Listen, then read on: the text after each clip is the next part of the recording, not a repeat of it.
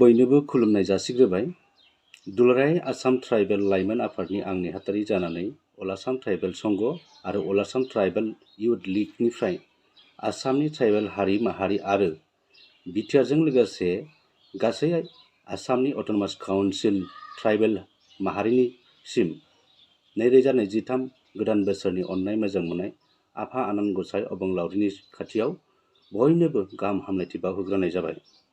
बर्तमान दा ट्राइबेल हारि माहारिया जोंनि थासारि हा-हुआ बा हा-हुखौनो होन, राजखान्थि दिगखौनो होन, अर्थनैतिक दिगखौनो होन, जों फारफ्रामबो बिथिङाव खैफोदाव बा खैफोद जानो थांगासिनो दङ। बेनिखायनो जों गोख्रैनो जाय जेरावखि आफादाव थाया मानो, पलिटिकेलानो होन बा नन पलिटिकेलानो होन, फरायसा आफादानो होन बा दुलाराय आइजो अनसाय आफादानो होन, बड' सिनि आर्टिस्ट एस'सियेसनानो होन, आसामनि किसु जोंनि ट्राइबेल जनगोष्ठीनि फरायसा आफादानो होन, ट्राइबेल हारि माहारिनि थांनानै थानायखौ गोथौ सिन्ताधारा खालामनानै, मोनसे हारि ट्राइबेल हारि थांनानै थानायखौ गोथौ सिन्ता खालामनानै खैफोदाव खौसेयै सांग्रां जानाया गोनांथार दंथारसै। आरो फारफ्रामबो जों ट्राइबेल हारिखौ आसामनि किसुमान महापन्डितफोर, जायफ्रा जोंखौ गोदो खांख्राइ जाग्रा, अमा जाग्रा होननानै मुगैग्रा बिथांमोना जों ट्राइबेल नर्थ इस्टआव जों ट्राइबेलखौ लानानै राजनितिक खालामो, माने आदारबो होयो नावद्राबो बुयो, बे रोखोम खालामो। आरो दा जों ट्राइबेलखौ आसाम सरकारा एखेबारे मन'हां खालामनो हमबाय। फारफ्रामबो बिथिंनिफ्राय नाय, सेक्सुयेल पावार एन्ड फांसन खैफोदाव दङ। Delimitation commission of government of India, government of Assam, बेराफारसेथिं आरो बे कनस्टिटिउन्सि जे समस्तिनि हाल हल'नि सोलाय सोल' खालामगोन, माखौबा दानगोन, माखौबा सोसनगोन। आरो बेराफारसेथिं ट्राइबेल बेल एन्ड ब्लकनि हा-हुनि जेंना आरो 6 जनगोष्ठी होगोन इसाराखौ नुनानै एसे किसु पाब्लिकफ्रा बा जनसाधारनफ्रा गिखांनाय मोनदों गोसोआव, बा गिखांनाय सोमजिदों। बेनिखायनो आं मोनसे खावलायो, अल आसाम ट्राइबेल इयुथ लीगनि जानानै बयबो ट्राइबेल हारिनि आइ आफा, रायजो राजा, सेंग्रा सिख्ला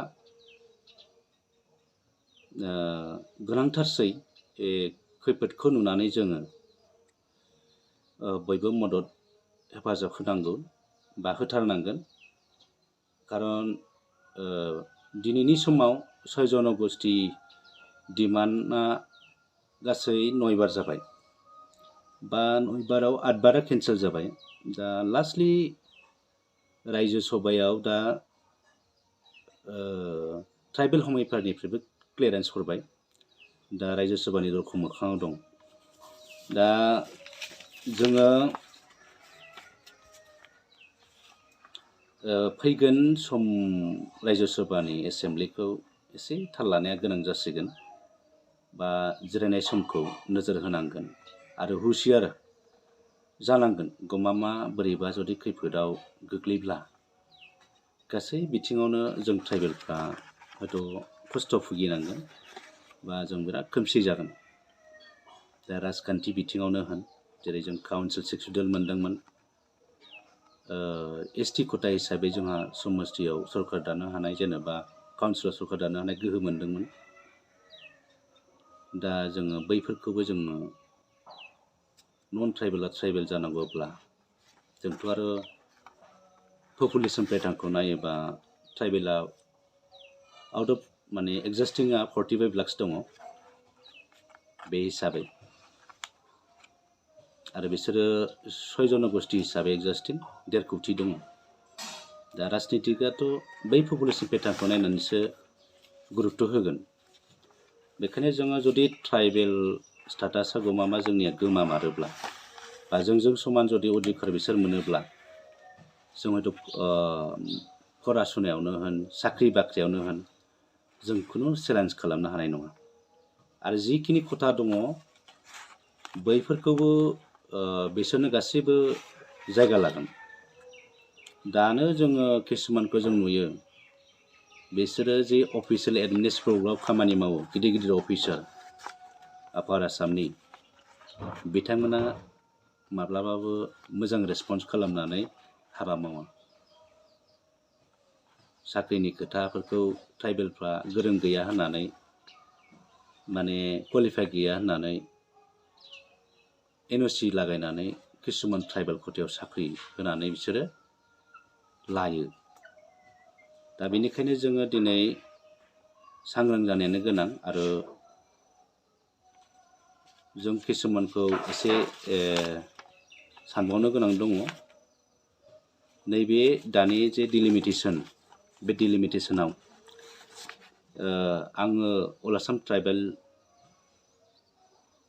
इउथ लिगनि नेहाथारि जानानै खावलायगोन ट्राइबेल बेल एन्ड ब्लकआव जायफ्रा नन ट्राइबेल थाफैनानै दङ बिथांमोनखौ थाबैनो इभिकसन खालामनांगौ आरो बैफोर इसुफोरनि जे अर्डार जानानै दङ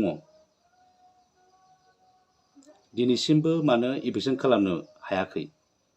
बेनिखायनो BTR सरकारनिसिम थाबैनो मावफुंनो अल आसाम ट्राइबेल इउथ लिगनिफ्राय खावलायनाय थाबाय। आरो ट्राइबेल बेल एन्ड ब्लकआव नन ट्राइबेल थानायफोरखौ उचित खालामनांगौ बा उचित खालामनो हाबासो गभर्नमेन्ट अफ इन्डिया बा गभर्नमेन्ट अफ आसामा बे डिलिमिटेसननि खामानिखौ मावनो हागोन। क'क्राझारा ST MP सिटआ डि रिजार्भ एबा जेनेरेल जानो थांगासिनो दं। बे बोरै जानांगौ? जोंनि 6 शिड्युल एरियायाव थानाय ट्राइबेल बेल एन्ड ब्लकखौ लानानैसो बा पपुलेसनखौ लानानैसो क'क्राझार ST रिजार्भ बानायनाय जादोंमोन। दा दिनै